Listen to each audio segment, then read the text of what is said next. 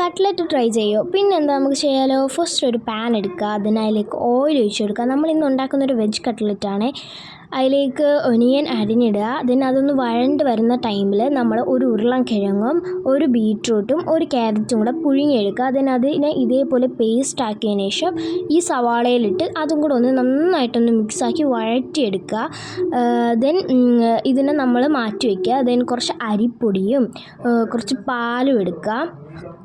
നമ്മൾ ഇതിനെ ഒരു കട്ട്ലറ്റിൻ്റെ ഷേപ്പിലാക്കി കൊടുക്കണം.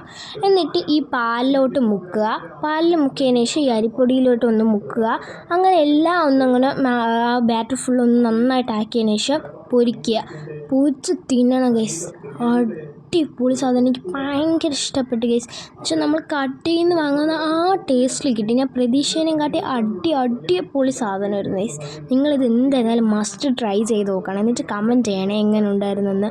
പിന്നെ നമ്മളെ ചാനലിലൊന്ന് സപ്പോർട്ട് ചെയ്യണം. ലൈക്കും സബ്സ്ക്രൈബ് ചെയ്തൊന്ന് സപ്പോർട്ട് ചെയ്യണേ ഗൈസ്.